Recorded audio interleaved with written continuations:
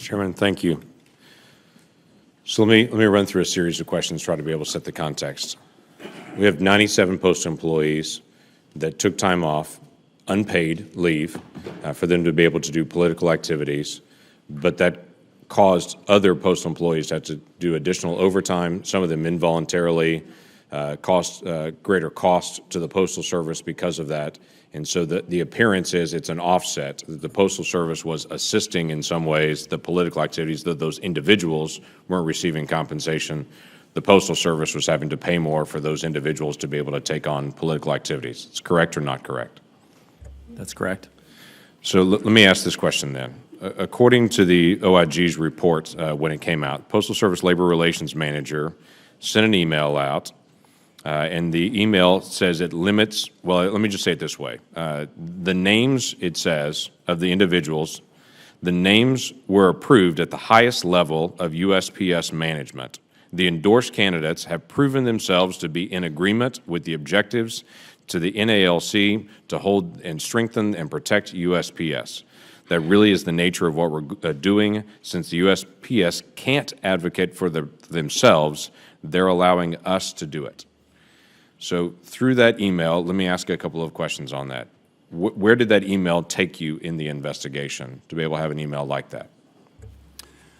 So we talked to the author of that email, and he backed off on the assertion that the Postal Service senior management was involved in selecting the candidates or directly being involved in the political activities. He meant that the Postal Service had he believed, some common interests in having friendly politicians involved in being in place to support Postal Service priorities. So was there any other investigation or any other tracking of what he meant by the statement, the highest levels of USPS approved this? He was not aware of anybody in the highest levels of management being involved in this initiative. So that was just a lie? Yes. So was there any way to be able to validate that, whether it's a lie or whether it was true? When we interviewed— Be able to back up. Obviously, he's already put one lie out there then. Is there any way to be able to substantiate that or not substantiate that? Any investigation on other email chains or any other conversations that are there? So we evaluated all the emails between senior postal management, and we did interviews. There was no evidence to suggest that senior postal officials were involved in the selection or identification of either carriers or candidates. Where would he get the impression, since the USPS can't advocate for themselves, they're allowing us to do it? I have no idea. So we talked to that gentleman too, and he backed off of the sort of the core allegations in that email. But to put it into context, how we would look at it is that what he said, that he wasn't in a position to know what USPS, senior management knew or didn't know.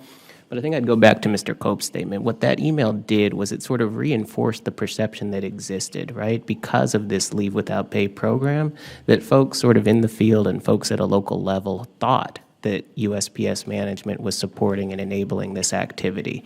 So we have sort of an actual technical violation with the emails that are being sent from headquarters, but then we have this perception that goes against what Mr. Cope was saying. We want the USPS to be operating in an independent, nonpartisan manner, but when you have folks sort of up and down the chain believing that there's this institutional bias in favor of certain candidates, then we should recommend and take steps backwards to avoid that perception. And that's why I think that we're encouraged with the USPS reaction to our recommendations. It'll alleviate that perception and that perceived bias and the actual bias that we found.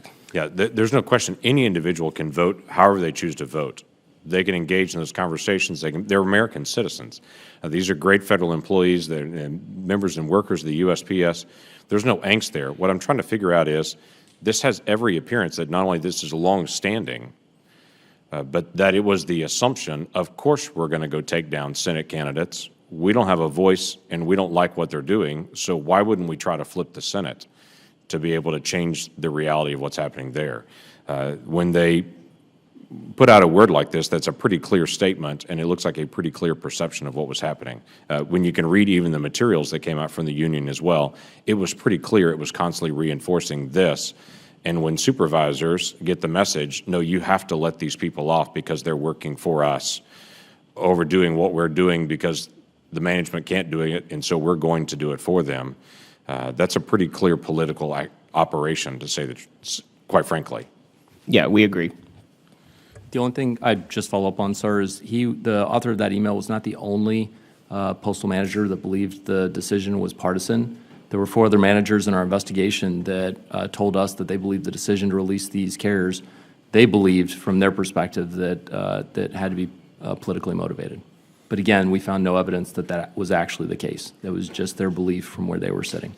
So the statement has been made by OIG and by Office of Special Counsel that this was not an individual violation of the Hatch Act, though there have been postal employees in the past that have run for office and have been found in violation of the Hatch Act, that this was not a Hatch Act violation, but institutionally there was an issue with that. How do I deal with institutionally there's a problem other than statements? Then who do we interact with as a committee to say, is this fixed, is this not fixed? I understand Office of Special Counsel, the IG's office, where do I go? If I may, Senator Lankford, the OSC's determination, we are bound by that. So we have a work group of our general counsel, our lawyers will work with them to ensure the countermeasures we put in place, including ending the practice of approving leave without pay for union political activity, ends, and we're consistent with their recommendations and direction. Okay. So the who would be to be able to come back to you to be able to help confirm, be able to track this through as far as processing in the days ahead? I would take responsibility for that, and certainly with the OSC's recommendation and concurrence that we did follow the letter of their intent. Okay. Were there any individuals in the investigation that were determined they asked for leave, but they wanted to help the wrong party or the wrong task, and so they were not given leave? No, not that I'm aware of. We didn't hear from anyone. Good. Good, because again, if individuals are taken off to get a chance to participate, they should be able to participate. The challenge is here, it was clear that there was a direction here that cost the USPS, which is obviously struggling financially. That's one of the things that we talk about here consistently on what to be able to do, that we've got to be able to resolve that and not have additional burden. So, Mr. Kopp, in stepping up as a whistleblower, exceptionally difficult thing to do around your peers and in the task. I appreciate you stepping up to do it. We try to be able to encourage every individual to be able to work through the right process as you did through this. Your response was not to call members of Congress and find ways to be able to expose all this. You tried to work through the chain and to be able to do it appropriately, and I appreciate anyone who wants to be able to do that, and quite frankly, not just about political activities, but about whatever it may be. We all are taxpayers as well as people that serve for the federal government. Just about everybody in this room serves for the taxpayer, but we are also taxpayers. And so we're all trying to be attentive to that. So I appreciate any federal employee stepping up and anyone trying to do that. So thanks for that. Senator Heitkamp.